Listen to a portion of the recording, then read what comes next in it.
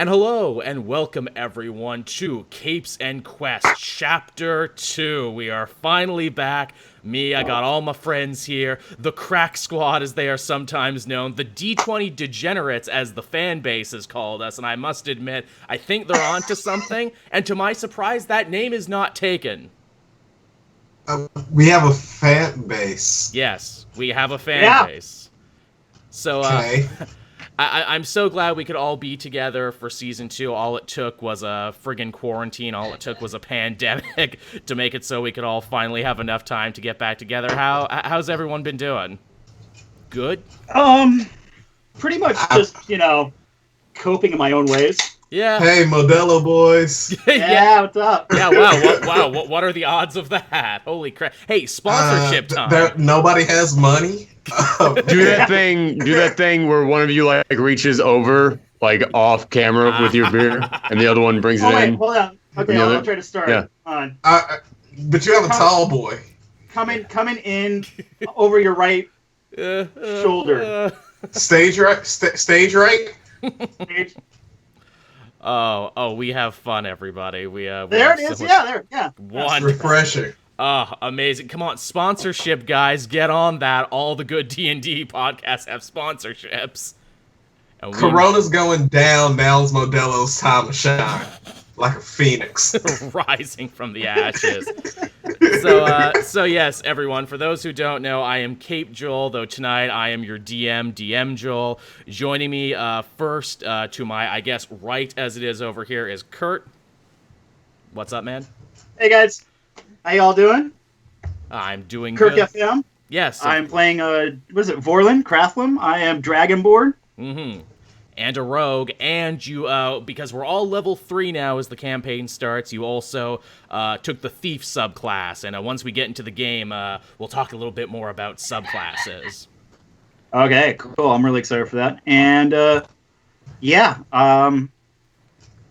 I do internet stuff again. Yeah, you do. You've been streaming a lot more these days. That's good.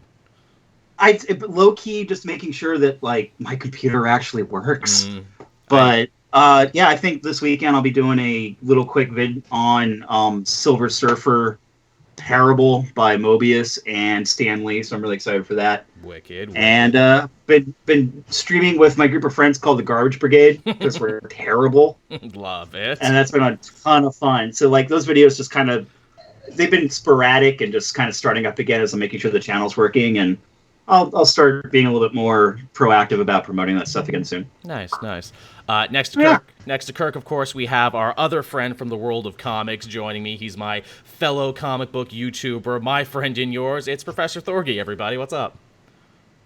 Hi, everybody. It's me.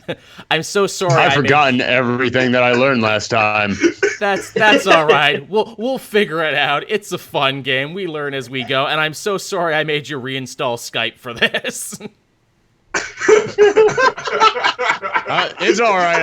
I always wanted to learn how to use the Wayback Machine. Yeah, I'm hoping I can get us to go all the way back to 2016. So I'm that guy. I'm that asshole holdout who doesn't want to get on the Discord train. Just remember, when my camera keeps zooming in and out for no reason here, you were all warned. Yeah, like it just did that moment there. Just saw it. That's okay. It's a D&D podcast. It's an audio product, is what it is. Also, thank you, Pastor, down in the chat there, who just gave us some cheers. I appreciate that. It's what my plan is ultimately for doing these streams and making it a video thing is so the fans can come in and enjoy the madness. Then I take this footage, edit it, put some audio wizardry in it, and then make it like an audio product. That's like the ultimate goal for it. But the video is for the hardcore fans, the real folks who wanted to hang out with us on a Friday night and do this. So don't worry about so don't worry about any audio visual issues like the ones you're seeing right now. Oh well, we'll figure that out. By the way, Pat Senior Donche follows all of us on Twitch, all the comic book YouTubers on Twitch, and I've noticed nobody says his name the same. No, everyone says every single one pronounces it differently. Yeah, I call them Pastor Donche. Yeah, Pastor. It's Pat Senior Donche, isn't it? I believe I asked you this one time, right? Oh shit, it is too Pat Senior. Oh, but it's all one word. Oh, that makes way more sense than I've been saying. I thought we were breaking into the Christian fan base there. Yeah. I thought that was Pastor Don Shea, pastor from Atlanta. Yeah, wow, that...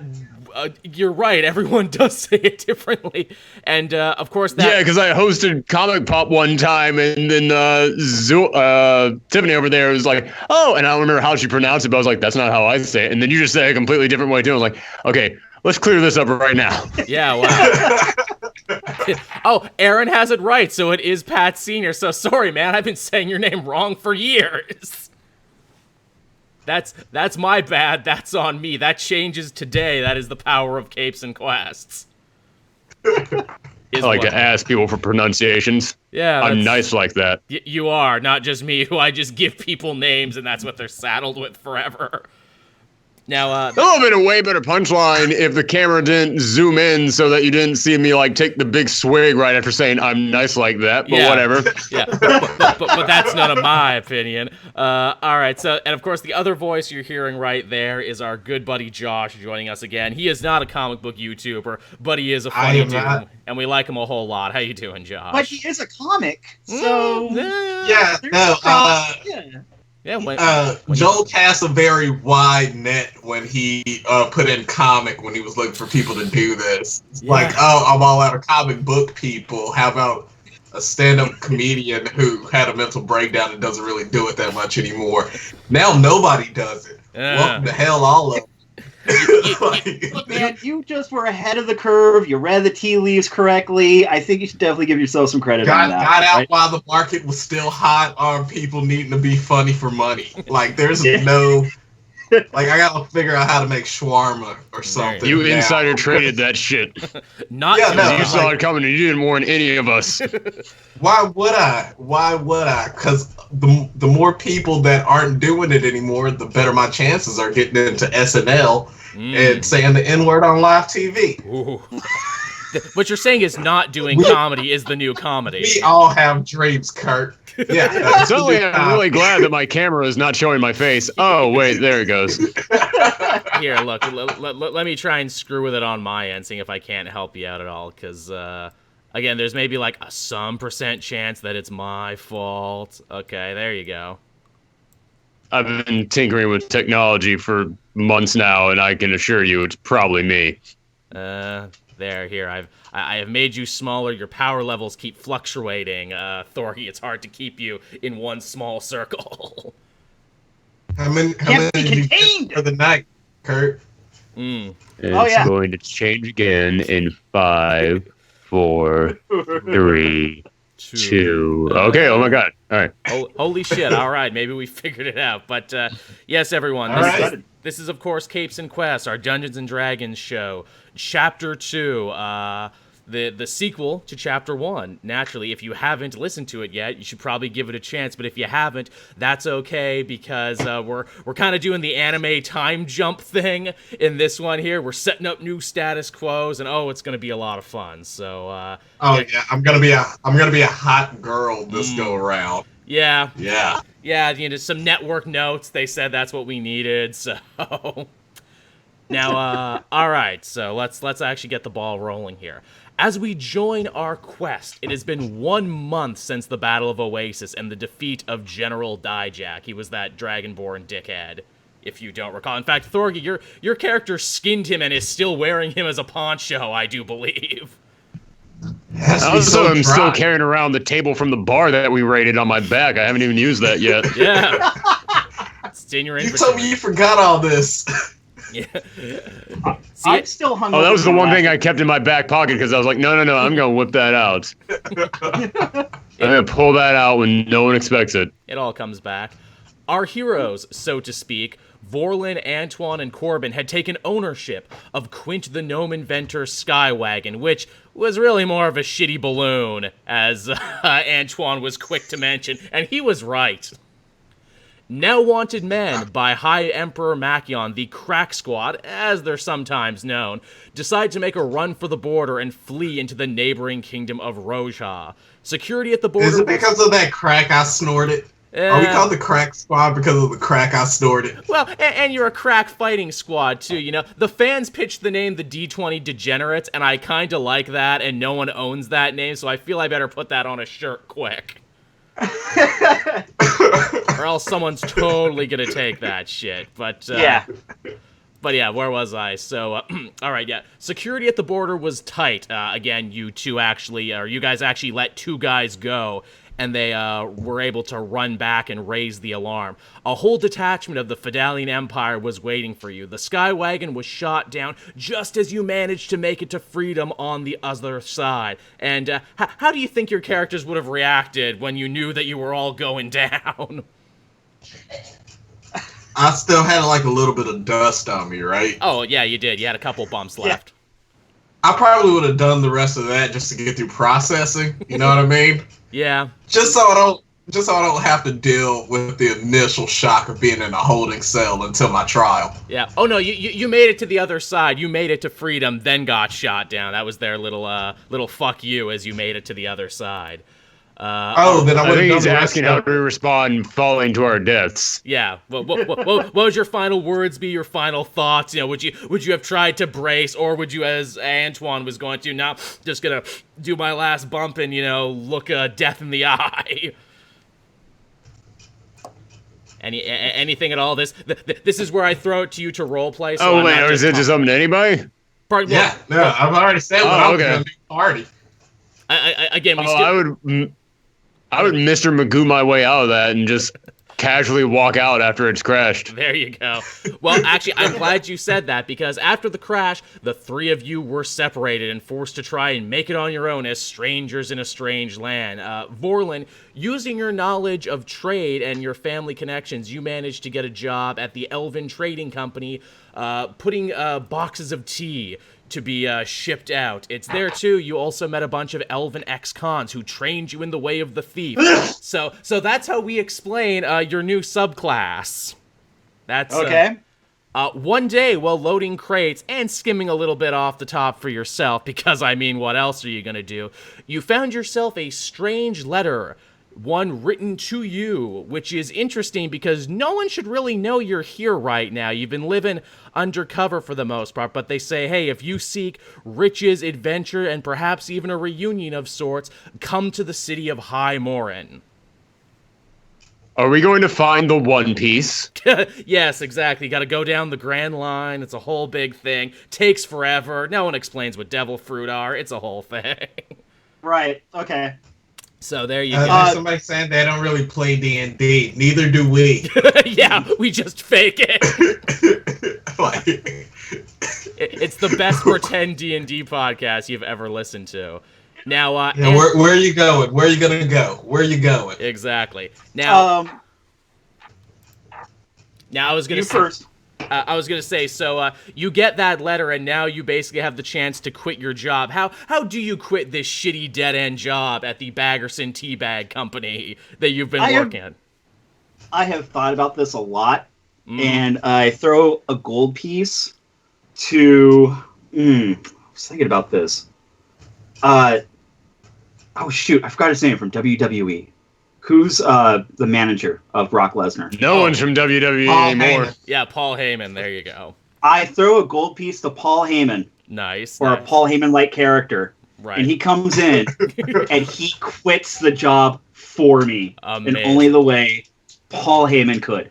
And let me tell you, or Mr. a Paul Heyman-like character. So there is a little dwarf off to the side. You work for him. He gets coffee. He's so happy to get this gold piece. He runs into the office of your boss, who's the son of the guy who owns the company. So, that guy was just a dickhead. Yeah. And he says, no, let me tell you, Mr. Baggerton, right here, right now, Vorlin's walking out of here, my client. And then you walk the fuck out. You peace out. On to your next adventure.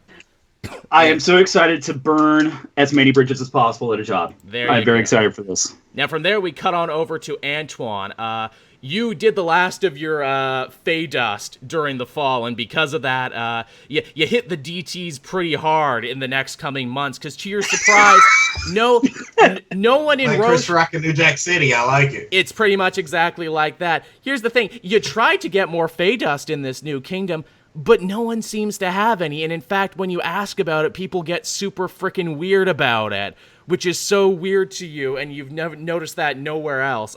In your time of need, though, you decided to go back to the church, go back to religion. Luckily for you, there was a chapter of your church, the Church of the Gracious Death.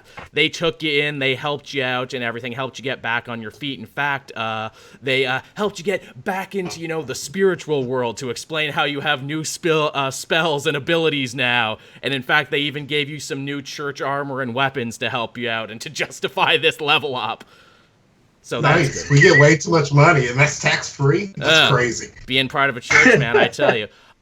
One day you're out with your parishioners there collecting money in High Morin's town square. So you're already in the city where Vorlin was sent to go. It's while you're collecting coins out there in the street, though, someone passes you a letter addressed to you, which again is very strange because no one should know you're here right now except for the church, and the message on the letter reads exactly the same. If you seek fame, fortune, and adventure, come to Centaur Jim's Tap House this time tomorrow. So cool. So there you go. And then finally, we come, of course, to the wild man of the team, Corbin, who, after you crashed, you basically just went back to your wild man ways. You've actually been living in the mountains outside High Morin, fending for yourself and actually kind of trading pelts and skins and anything else you can find with the local giant community, who are pretty much reviled by the people of High Morin because they're giants and giants are scary. But watching them, you've actually learned some pretty cool shit. You've learned to take down huge monsters, much bigger than yourself, and that is because you have taken the Monster Hunter subclass. So that explains that then. One day when you're just hanging out, a messenger bird drops an envelope from the sky when you're making camp one night. And again, the letter says the same thing. Come to High Morin, come to Centaur Jim's tomorrow. How do you react? How would Corbin react to an envelope just falling from the sky on him? Well, I'm a monster hunter, so I would go over to the giant cooking pit where the cat chef would serve me a ridiculously large hunk of meat. Nice. That I would then start eating at a cartoonishly rapid pace. Love it. Then I would learn how to have extra armor on all my hits, so that way I can be absolutely broken. But then the devs will stop updating the game, so no one ever patches that shit. Yeah.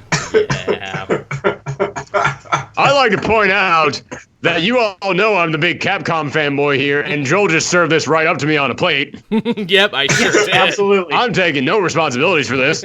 I also want to note that he did not ask me how I would leave the church to go back on my adventures. Oh, shit. And the answer is mouth stuff. Shit, that's right. I would kind of do mouth stuff. Shit, that's right. Around the church until people were like, "Oh, we can't be dating the same person. You got to leave. It's getting toxic." Yeah, all right. And then they would just kind of let me go with my free armor. Thank you for. It's like when you go to a community college and they give you that laptop and then you just kind of stop going because you got a free laptop. The guy who runs the local chapter of your church, Padre Garcia, he's a pretty nice dude, and he's like, look, you know, Antwon, I think it's time you go back out in the world and spread the word to anyone who will hear it, because we can't have you around here anymore. I was imagining that Andy scene Garcia, in Ace Ventura 2 when he leaves the monastery. It's a little like that, yeah. Yeah, way more mouth stuff though, less slinky. But yes, you are kindly asked to leave and to go with God. So there. Sure, whoever's still give me a ride home. Yeah, That church has not prayed for anybody harder than when his character left. They How do you solve so a hard. problem like Antwon? This is my sound of music. Absolutely. So yes, you head off to the city of High Morin, which is in the new country of Rojha, but it has a much more common name amongst the locals. You've been here for a month, so you've soaked in the local history. It's called the Tragic Kingdom, and it's called that because once long ago, it was a very prosperous kingdom. It was doing well. But then the king died, and his 3 dickhead children tore the country apart, fighting over who would get the crown. And in the end, they all frickin' lost. And because of that, all the major cities ended up becoming self-sufficient city-states, trading with each other and occasionally warring. The city that you're in right now is High Warren, and High Warren is kind of an agricultural powerhouse. This is where they grow the grain and the rye and everything else for all the city-states. And in fact, you are in what is basically the farm belt of High Warren right now, because that is where Centaur Jim's Tap House, the place that they told you to go to in the letter, is located. It used to be a barn, and now it's become a chain of very successful taverns. I guess Antwon, you would be the first, because you were the first one actually inside the city. So you show up there early in the morning. There's oatmeal bubbling over in the corner there. Oh, so this is like a Cracker Barrel. Okay. It's a little like a Cracker Barrel. There's rocking chairs there. There's, farmers coming in for their daily breakfast. People are wiping down You tables. have Cracker Barrel in Canada? We do not, actually. That just kind of surprised me, too. Yeah. I'm a big fan of the Young Bucks, and they're always shooting videos in Cracker Barrels. That's my only frame of reference for Cracker Barrel. Look, if we ever The only thing you need to know about the CB is that you would get served way faster than me in a Texas Cracker Barrel. They live by their name. Speaking of which, when you step in Centaur Jim's tap house, you do actually get some looks, Antwon, because you are a tabaxi, you are a cat person, and they don't get very many cat people around here, so it's pretty impressive. Like, no one's giving you any stink eye or anything, but they all are pretty impressed. We all saw this coming, right? We all saw this coming. I walked into the Cracker Barrel. They're impressed? Yeah, they're impressed. Like, whoa, that's a talking cat person. Whoa.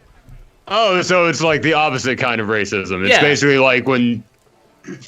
Ooh, exotic. It's exactly. Yeah. It's reverse racism. Oh, hey! A cat person, everybody. Hey! You're from Samoa? Interesting. Everyone's kind of looking around the restaurant like, hey, the neighborhood's starting to come up a little bit, guys. Exactly. All right. Exactly. They feel so good about themselves, The quest for this is to gentrify the entire kingdom? I see how this is. Okay. Yeah, I mean, it's not like we put an ethnic foods aisle in our grocery store. Now look at us, huh? It's not like build it, they come. It's not like you were an orc or a goblin or anything. They might give you dirty looks then, but no, you're a cool cat person. You're like something from Show us your weird junk. You're like something from my Japanese animes. Which they also have. Oh god, everybody has cat scratch fever in this town. But yeah, so Antwon. Hey, there it is. Oh, and we lost Aaron again. He was there and he was gone. Don't worry, we'll get him back. Do you hear me, or am I just completely just... Oh, okay. Oh no, what we hear, your video just disappeared. Okay, because you were tiny and you were big. I'm here, kind of, sort of. Okay, so yes, Antwon, you were the first through the door. The letter just told you to come here. Didn't really tell you who to talk to or even to look for, but it was signed. MS is who the letter was signed by. But you don't know who MS is. So I'm looking for somebody with Microsoft. Yes. Okay. You went with a way better joke than what I was going with. Oh no, I skidded away from that joke because I saw it a mile away. They were initials. They're clearly someone's initials, but you don't know who it is. Out of condition. Cool. Cool. Also, the paper looks very fancy and official, too. Very, nice penmanship and everything. Would this person be wearing it on, their cufflinks or some kind of dressing? Jewelry? Well, tell you what. You can roll for that, is what you can. Roll me an investigation. Ooh. First roll. First roll of the game, everyone. And that's a D what now? That would be a D20, and your investigation is plus 1. Alright, so I rolled a 2. Okay, you rolled a 2, so that becomes a 3. You look around, you get very awkward with people getting in their faces, looking behind them and everything. And no, you see no one with no embroidery. Although you do actually catch the eye of the bartender at this point, who sees you acting kind of weird and says, "Hey, can I help you there, mister?" Oh shit. No, I'm just here waiting for my friends. Oh, okay then. Well, I'm here with my friends. Oh, well, they're coming soon. Well, if you want to order a drink, I'm Jenkins. Just ask for old Jenkins. And it's at that point I will say, Corbin, you end up coming through the door because you were the second closest at this point. And you see Antwon, who you have not seen in a month because you were separated, just really invading people's personal space, trying to find 2 letters. I instantly would not recognize him. So it's been a month since graduation. So Corbin just gives Antwon the total cold shoulder. You have all the same information as him in the letter. Do you make an attempt to search for the person who sent this letter? No, I would order food. Okay. Well, howdy there. Wait, this is the bar and grill? Yes. You didn't tell me this was a bar and grill. Oh, it's a tap house. He said it was like Cracker Barrel. Oh yeah, they got everything here at Centaur Gyms. Oh god, it's called Centaur Gyms. That's such a bar and grill name. You're right. Sorry, I'm failing the party already. Kitschy fake weapons on the wall. Oh yeah. Yeah, it's really nice. Yeah. Nice plates from out of state. It's totally that place. Cartoonishly old signs. Naturally. So Corbin, you go to order food there from old Jenkins. Well, howdy there, stranger. You must be new. What can I get for you? I instantly hate you, old Jenkins. oh, everybody hates old Jenkins. It's not just you. Oh God. Oh my God. Old Jenkins. Yeah. Oh, what can I get you? I would like to order the Centaur Gym. Pardon. Oh, do you mean you want to meet Centaur Jim? I mean, he's here. I can get him for you if you want. I would like to eat Centaur Jim. I mean, that's gonna be a little difficult. Hey, Jim, someone here wants to meet you, I think. He then calls. I would like to eat Centaur Jim. he then calls upstairs to his manager, the Centaur Jim, for which the restaurant is named, and you hear a bunch of clopping, like a bunch of really frustrated clopping, and a booming voice from upstairs. Damn it, Jenkins, if I have to get down there again, you know how long it takes me to get back up. This goes on for about 20 minutes, and then eventually you see a fairly well-dressed centaur at the bottom of the stairs. He's wearing like a suit vest and everything, but nothing else, because he's a centaur, and that's the only thing he can wear. What do you want, Jenkins? Oh, well, this guy here says he wanted to eat you, meet you. I'm not really sure, but, like, you don't pay me enough for this. And then Jenkins ducks under the bar, and you're just sitting there next to Centaur Jim. Well, I would start cracking my knuckles and licking my lips and put a cartoonishly large bib with a picture of Centaur Jim down my shirt. Would that be considered an intimidation or a persuasion? What would that fall into? What stat is hunger? Hunger? I mean, I guess it's intimidation. Athletics. I guess you are kind of intimidating him. So, okay, for you, that would be, okay, you get a +1 for intimidation, so roll a d20 and see what happens. All right. How did he even sign off on the small business loan to open this place? He has hooks. He's got a rich It is a 10. Okay, that's a 10 + 1, that's an 11.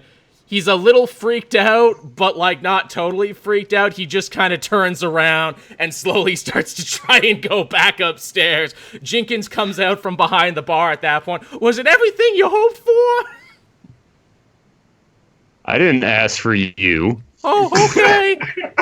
Jenkins goes back behind the bar, and at this point, Vorlin, you finally show up now to this scene of this man just coming up and down from the bar. What does Vorlin do? Well, Corbin is messing with the staff, and Antwon is invading people's personal space. I immediately decide that I'm not going to make eye contact with either of them. Bro, everybody's stonewalling me. Yeah. Because I'm still not over the trauma that my life was on our first mission. Fair enough. And now you're having flashbacks now. It's not even like I'm shocked and awed. It's just like a lot of deep sighs, a lot of like, where did it all go wrong? Which god did I upset that brought me back to this path? Like, I mean, that's clear. All of them. Yeah, like I upset all the religions to be in this position. Yeah. And I just kind of go over to the bar and just everything's defeated. I'm just down, head first, and Done. Do you not acknowledging them or anything? Do you make any attempt to get to the bottom of the letter? Are they still doing stupid stuff? I don't know. Are you guys? I don't know. That's literally the entire appeal campaign. Okay. That's all we do. It just depends on what you classify as stupid. I think we are badasses who play by our own rules. Right. Like renegade cops. There you go. I definitely order a drink from Jenkins. I ask him for whatever he's got. And I look over at these two idiots and I go, what now? Enjoy your well whiskey. He's not going to give you top shelf shit. Here's a big glass of whatever. Lots of people are drinking it. Ciroc. All right. So, you guys hang out a bit, reconnect now that you all officially know you're all here? No, none of them talked to me when they came in. An hour goes by and we don't even say a word to each other. All right. And I resend my LinkedIn invites to both of them. I've just been ducking for a month.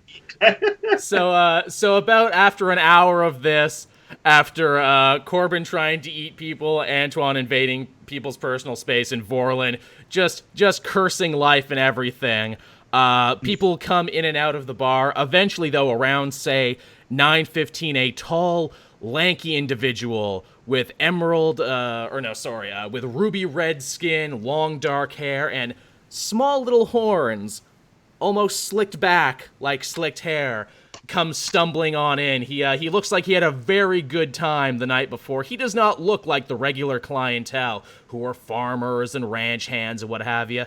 This guy has a big long duster coat. He kind of jingles when he walks.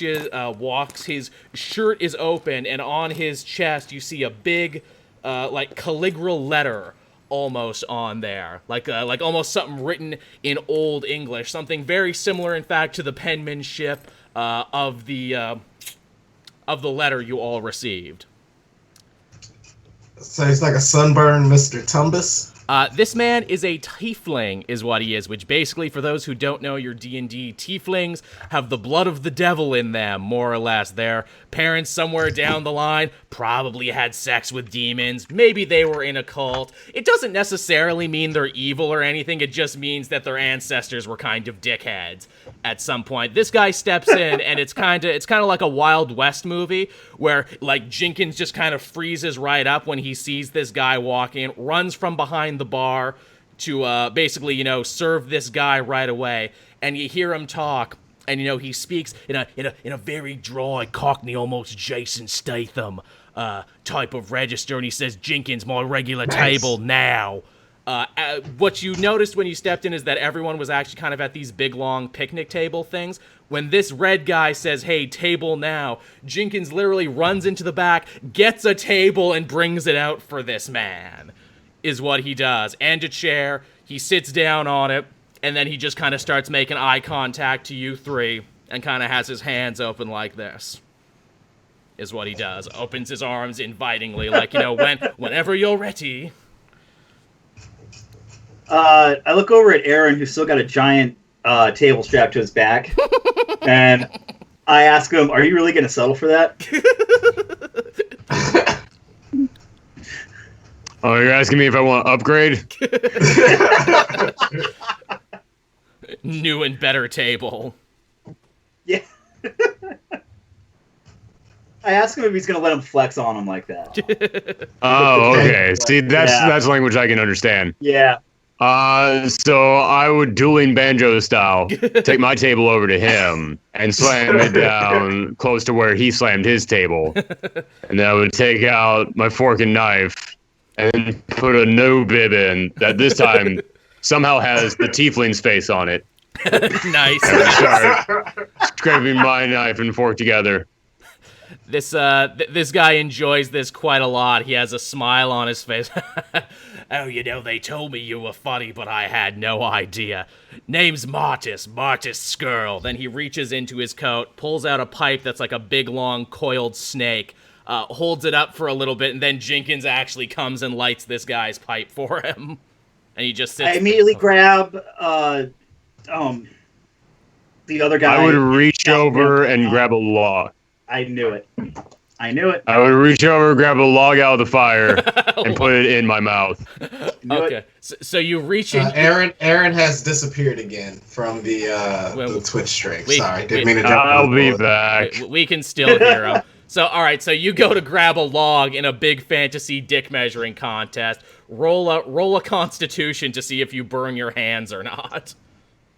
Is that 20? That is a D20, and then I'm trying to think what do you add? Your Constitution is probably going to be pretty high, I do believe. My Constitution is +2, it says. Okay, there you go. So yeah, roll +2 and a 14. 14. Okay, so you actually take that hot burning log like a champ and put No. Oh, no. I'm saying like the number underneath the +2 is a 14. I don't know if that means anything. Okay, well I haven't rolled yet. Okay, well then you got to roll and add 2 to it then, my bad. Oh, okay. I only got a 4. Okay, you do not take it like a champ, though. You actually kind of comedically juggle the burning log for a little bit. You keep it in your hands, but I'm going to say you actually end up taking 1d6 of damage is what you take from this. Alright. So that ends up... 1d6. Oh, holy fuck. You take a full 6 damage for touching the hot log. All right. What's my life point total? Well, you leveled up, so you have more HP than you did before. You have 30 HP, so I would say take away from that. This is also a good time, too, because this is going to be a bigger, longer campaign for you guys to start keeping your own notes and doing your own math, so Joel doesn't have to do it all. Mm-hmm. Oh, was me doing math ever going to be a part of this? Because that's not what I saw when I saw my contract. Well, the thing you just got to do then is not get hit. If you don't get hit, you don't have to do math. Perfect. There you go. So, there's my hit points. Okay. So you sit down with your hot burning log. Your flesh starts to boil a little bit on your hand. Some of the patrons are really grossed out, and some actually stand up and leave. To which, again, Skrull here, smoking his pipe, says, "You know, it is probably better they left anyway, for what we're going to have to end up discussing." He also looks to Antwon and Vorlin with, "Anytime, Sunshine, feel free to join me." Okay, can I walk over and heal this guy's hands? Oh yeah, you sure can. Okay. All right, cool. So I'm gonna try to heal his hands from. No, heal. Okay. Heal. Killing comes later, sooner than later, but later. But always later. Yeah, you have a bunch of healing spells on you, actually. All right, so I want to heal Corbin's hands. Okay, I will say for the sake of this that you burn a spell slot and you heal his hands back up to full. So your hands miraculously mend themselves, and you are no longer in burn-related pain thanks to Antwon. You can't see me because my camera is so messed up right now, but I'm literally putting on Gold Bond healing lotion for my hands right now. I mean, but also that was a reminder to myself. Oh, right, my hands are chapped. I just want to state that his hands didn't miraculously heal themselves. I just gave him a healing spell. Right. They miraculously healed, but only because you're very good at your job as a cleric. You're absolutely right. Correct. Yeah, I mean, as an emergency service worker, I just need a little recognition. I'm like House. You are essential to this party. Our House. Yes. Truly an essential service. So, again, Skrull, he's just waiting there, puffing on his snake pipe, and he eventually says, "Jenkins, get me and my friends some drinks, won't you?" So, Jenkins goes, gets around to fresh drinks, pitchers, and everything else, and at this point, you basically have the whole of Centaur Jim's tap house to yourself now. There's no one else around. Well, except for Jenkins. I like Jenkins. Yeah, well, I guess he's still there, and I guess Centaur Jim is upstairs, but there's no patrons. The restaurant has thinned out, and it's just you guys right now. And Skrull says, it's not every day I get to sit down with the heroes of Oasis, the Dijack death dealers. He looks over to you in particular, Corbin. He's like, I like your poncho. That scaly fuck tried to conquer High Morin several times, and I consider myself a real patriot. Hated that bastard. Glad he's dead. Yes, we are super dope and rad for killing, what was his name? General Dijack. He was the first campaign boss. Yeah, we got rid of him. That you did, although in doing so, you kind of ended up becoming fugitives. Can't go back to the Empire anytime soon. You could probably use some friends. And my employer, Mr. Bala and the Bala family, we're some of the best friends you could have in High Morin. You could say we run the place, actually. So I'm going to try to move this along because we are dumb. So are you the one that sent the letter to all three of us, and how were you able to find us? Oh, I have ways and means. The Bala family has eyes all over the tragic kingdom. We're always looking for good people, always looking to recruit, and I think you three could really make it in this organization, especially if you love fighting, drinking, and counting all your gold. I like two of those things. Oh, I think you like a little bit more than that, Antwon. He then reaches into his pocket again, which actually this time when he does, you get a good look at what's inside his jacket, and it's filled with daggers. That's why this dude was jingling when he walked. This dude's basically a frickin' walking steak knife drawer. And he pulls out a little blue baggie of fey dust and throws it to you on the table. Oh, shit. We back in this bitch, baby. Yeah. He looks at... He looks at you and he says, I thought you might like that. We actually make this stuff. Little pet project of ours. We don't sell it in these parts naturally, but we do love moving it over the border to the Empire. Our own little way of undermining them. Takes a big hit off his snake pipe after saying that. Oh, man, we're about to get into some Breaking Bad situations, boys. Fantasy Grand Theft Auto. That's how I built it. I'm immediately worried for the health of Josh's character in all of this. Don't worry about me, baby. I'm part of you. All right. I definitely have my own vices, and I'm very concerned about the fact that it's this easy for me to get a hold of it now.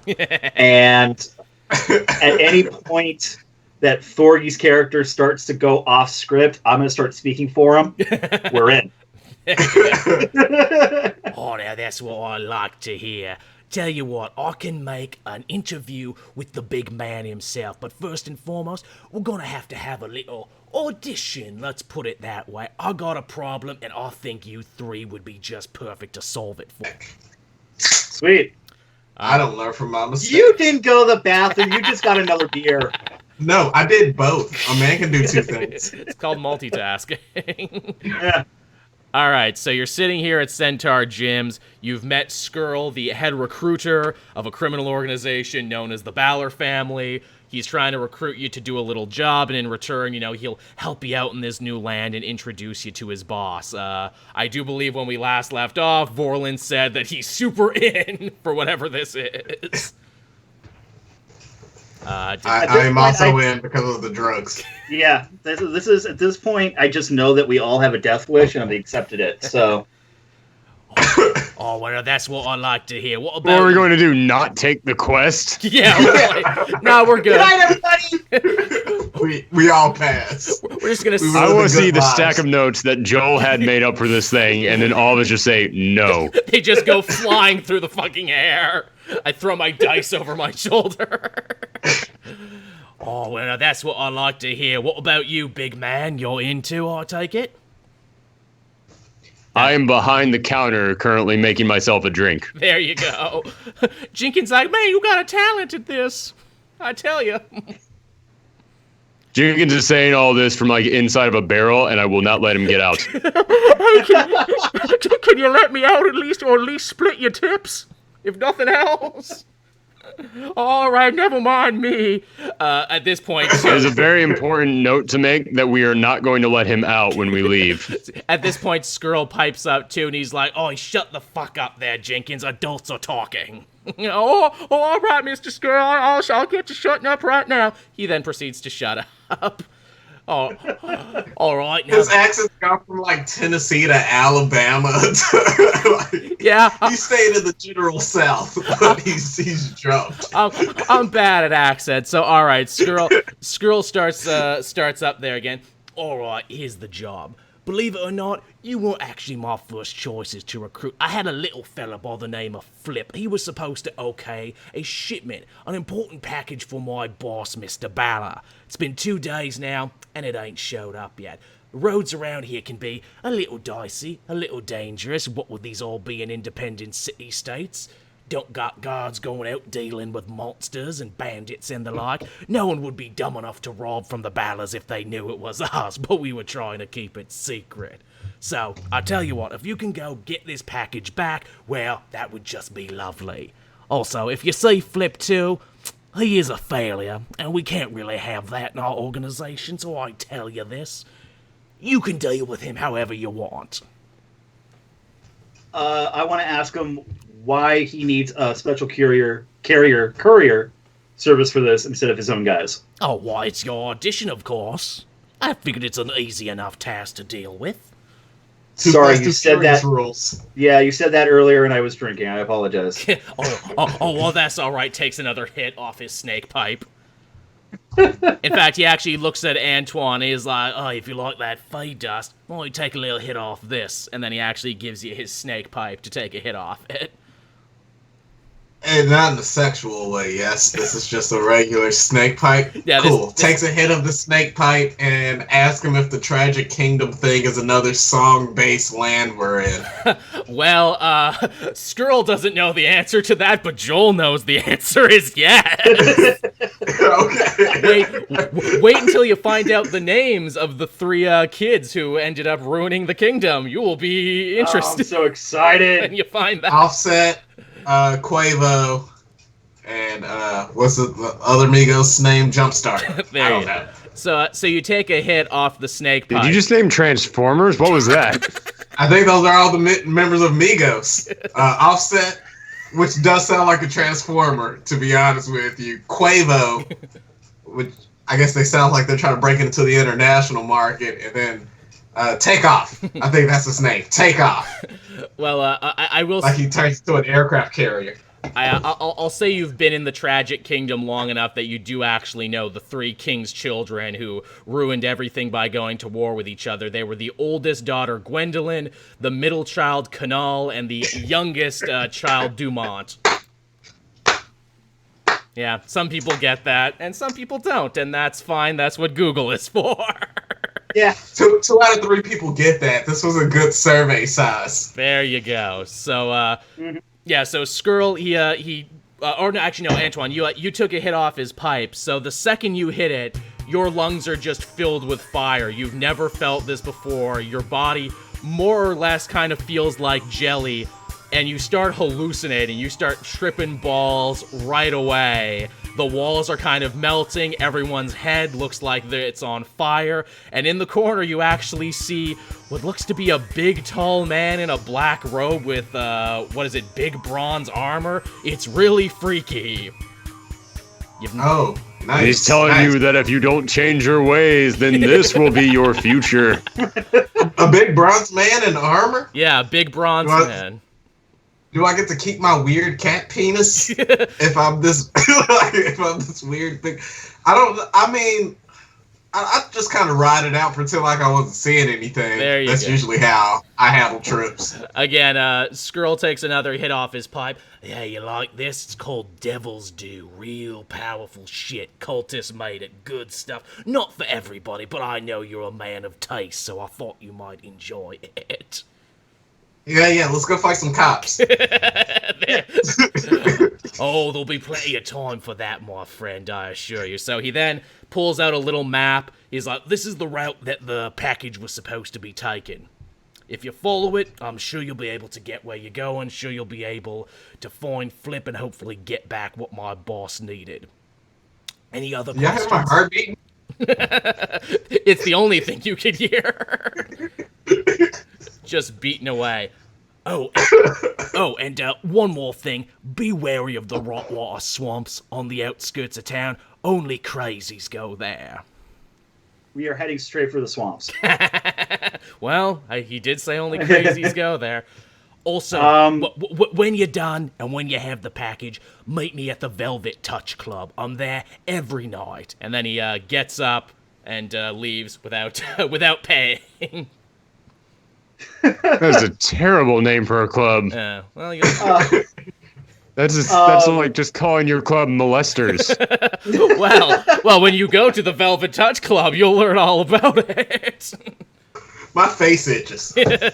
I am looking at just how completely depressed I am.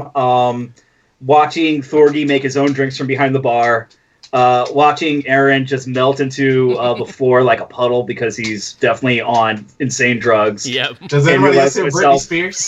That this is my destiny and that we are definitely the crew for this job. Yep. The only people for this job, really. This is one for the D20. This is I see why they came to us for this. Mm-hmm. I have this idea for a record store / bakery. and anyone can come. Yeah, we spin bread while we spin records. Anyone can come. Love it. This is for chapter 3 when you guys open that restaurant finally. And it just becomes a cooking simulator. You take all the money you got from crime and open a bakery. We take all the money that we got and we don't open up a bakery. We open up a baking game simulator and we use that to mine cryptocurrency. Trust me, this is all going to work out. Love it. Money. That's money. Don't let Lord Nintendo find out about it. 5 steps ahead, this guy. We're over here living in the past. All right, so you have your mission now. You have your heading. You have a map in the general direction. How are you going to attack this one? Do we have an idea of what the map looks like right now? It's written on a bar napkin, so it's an approximate go this way. Perfect. I'm not surprised in the least. He's got here are the city gates. Here is the swamp. This is the road they were taking. Follow this road, and hopefully you'll get some clues. And then there's another orc's phone number, but there's only 6 digits on it, and you just kind of get really frustrated about that, and you see where this all started. Yeah. Yeah. Skrull, he's kind of upset. On the back of the napkin, there's a drawing of Jenkins just with a giant shoe being shoved right. Never mind. Yeah. No one likes Jenkins. Oh, I guess too. There's also a description written on the back of the map of what Flip looks like and what the wagon looks like. That too. That was supposed to be transporting the package. Okay. Is there a clear path on the map that we should start taking? Yeah. On the napkin? Yeah, on the napkin. That would be from the city gates, so you all had to come in through the city gates, so you would have to go back out there to get back to the main road. All right. Next question. Is there anywhere in town that we need to go get provisions for this mission? Yeah, you can totally go to town. You can totally pick up provisions. That would be in the middle... Oh, does my boy live here? I don't know. That would be in the middle ring of the city. Highmorn is kind of like a 3-ringed city. You are on the farm belt. There's the merchant belt on the inside, and then there's the rich upper crust belt on the most inside. So yeah, if you want to actually travel into the city, you can. I look over at... Josh, and I ask him where his merchant friend is. I don't know if this was the same town or if he moved or whatever because he changes phone numbers all the time. But you're check out the. Your buddies, your connection there. He was heading to the Empire last time you saw him, and you're here. You're in the neighboring country. So, as far as you know, he's not here. Though, that being said, Antwon, you actually do know people here. You know people from the church. So you actually know more people here than anybody. I knew Antwon knew people. You. I knew that he knew people. Oh, they know me. Word gets around the church pretty fast. Let's head up Oh, no, they don't know you. All right, let's hit up the monastery. I've heard rumors that this place makes some homegrown, you know what I mean? They got some really raw. So we're going to head over to the monastery, get some provisions, because they'll just kind of hand that over out of charity. Well, there you go. So we should do that and then get on the road. All right, so you make your way through the center belt of the city of Highmorn. It's a big, bustling, busy day as is right. It's about afternoon as it stands right now. You got a bunch of people in the bazaar. at their different stands, hawking their wares. You got fruits and silks and everything else there. And eventually you come upon the Church of the Gracious Death, which is the church that Antwon is part of. They're a religious order dedicated to, basically the sanctity of death. If someone died and you needed like funeral services, someone to dig the grave, you would come to these guys. And they're also... That's what we do. Yeah, that's what you do. They're also super liberal and open-minded when it comes to mind-expanding drugs. They figure that, that's the best way to pierce the veil between life and death. So, it makes not to be confused with Church of the Grateful Dead. Yeah. Which is, we're a cover band. We're Church of the Cover Band. Well, it's funny you should say that, Josh, because the holy symbol, which you actually have it stitched into your armor, is a scarlet begonia. That is actually their symbol. So that certainly helps. And obviously, because they see that, you basically get to go right through the front gates. It looks like services for the day are just like letting out. And at the top of, the steps into the actual building itself of the church, you see a familiar face. He's a turtle man. He's a tortle, and his name is Brother Lesh, and you've been working alongside him. Can I talk to anybody else besides the turtle person? You also know Padre Garcia, and he's a lizard person, and he's in there too. The church is also super cool with hiring beast people, is the other thing. That's the guy I did the mouth stuff too. Yeah, no, I'll talk to him instead. It's a long-standing thing. I don't talk to talking turtles. It's just dumb to me. It's a dumb concept. So I'm going to go talk to Father Garcia. All right, you imagine Padre Garcia would probably be in his office right now as services. Joel had a perfectly planned out turtle man voice that he had been working on. That's all right. I'll recycle it elsewhere. Yeah, that's not gone. Don't worry. I don't talk to turtles, Cowabunga, whatever. I'm gonna go talk to Father Garcia. All right, he's hanging out in his office right now. He's scribbling on some paper and everything. His office looks like how you imagine a high-ranking member in a death church would probably be. He's got like a bunch of charts and graphs of the human body and everything, different types of soil, what would make for the best grave, what would make for the best headstone and everything, some medical skeletons, and he sees you walk in and is like, "Oh, Antwon, back so soon? I thought you said you were going to spread the word. I thought we had agreed. And you brought guests with you. That's interesting." Yeah, this man looks like a total nerd. A little bit, yeah. He's got like little John Lennon glasses and everything. He's a lizard man, but he kind of looks like an iguana. That's the type of lizard. So imagine like an iguana man with little John Lennon glasses. And those wonky eyes. Oh yeah. My god. Yeah, you kind of can't see what he's looking at because, again, his iguana eyes go in like every direction. Those glasses serve no purpose. No, not really. He's hoping they would distract people, but they don't. He doesn't know you're supposed to get the blackout one, so, that's the problem. Okay.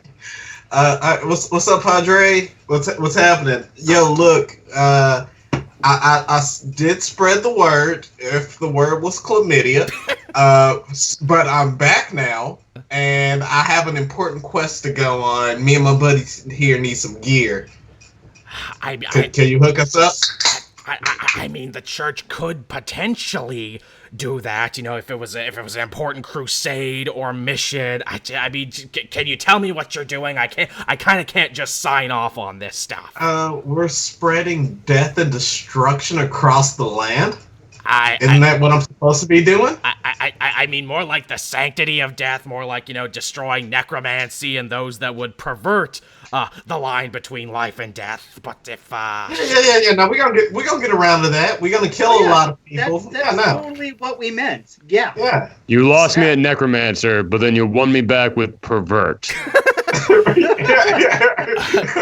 You can tell that Garcia really wants you out of his hair, but at the same time, if he signs off on this, he could potentially get in trouble. So either roll a performance or roll a what's a good one there? Roll persuasion and see what happens. All right, persuasion is a D. What now? Persuasion is also a D20. Your persuasion is actually Oh no, sorry, I'm looking at the completely wrong thing. Your persuasion is +2, and in fact, I'm gonna let you roll with advantage because the other two are trying to help you in this one. So when you have an advantage, you roll the d20 twice, and you pick whatever the highest number is. All right, so I rolled a 10, and then I rolled a 12. Okay, 10. Okay, so that's 14. So, okay, he very begrudgingly is like, okay, look, I can give you some things. I can't give you everything. Go talk to the stable man. He will give you what you need. And he, like, basically writes on a piece of paper and says that it's okay, and then he hands it to you. But basically just shoves it into your hand like, please leave me alone. All right, I like the way this guy operates. So you have to go talk to the stable man? Yeah. That's depressing. You're too old to be called stable boy anymore. And you still have the same position in the company. He's a full stable man now. A stable man. But not really. Yeah. So, yeah, right. I take it you walk out to the stables then, where the church keeps a lot of their horses. You see only one guy sitting there. He's wearing, like, very simple linen robes, shaved, completely bald head, looks very gaunt, basically looks like a walking corpse himself, and when he sees you walk up, he's like, hello, can I help you? I like that. I definitely. Why do you talk that way? Because I had a stroke. I can't help it. This is just how I am. What can the stable man do? Yes. I definitely look him square in the eyes and go, ew. Yes. We need provisions. We need, like, riding things. If you have, like, a Buick. Did the Padre sign off on that? Yes. Do you have a piece Not of paper enthusiastically. for me? We do have a piece of paper, but you should just kind of give us what we're asking for, because I feel like any of us could take you in a fight. All right, roll an intimidation then, with advantage, because there are 3 of you, and you could take this guy very easily. This guy's like 90 pounds soaking wet. Wait, it's somebody else. I so want you to roll a 1. Just to see this guy, like, rip off his shirt and he's, like, incredibly buff underneath. Oh my god, I'm 11. Okay. It's the Taekwondo reveal from Barry. Now you rolled twice on that, right? Because you did have, because you did have advantage. I rolled an 11 and a 1. Okay, so yeah, that's, yeah. So with all that together, he also, too, very begrudgingly, I mean, I should really see the piece of paper, but you're all very frightening, and I'm very weak. So yeah, all right, here's some food, and here's a couple horses. They're not great horses, but you can have them, I guess. So he gives you a horse each. Fantastic. One brown one, one butterscotch one, and one black one. What do you name your horse? Dibs on butterscotch. Dibs on butterscotch. Butterscotch is called butterscotch. Okay, so there you go. So your horse is butterscotch. The other 2 are names pending for the horses. I like those. I'll take the brown one, and his name is Ed. Ed, love it. All right, you get the black one, Corbin. What do you name your horse? I do not name my horse because I don't believe in placing labels on creatures. That's a good way to treat a black horse, Corbin. There you go. Smart. There we go. Yeah. Well played. Smart move. I stare over at my horse and I give him a solemn nod. And it responds. Your horse solemnly nods back in agreement. This will be the beginning of a beautiful friendship, no doubt about it. All right. You're whatever it is. So with your horses in tow, are you finally ready to leave the city through the gate?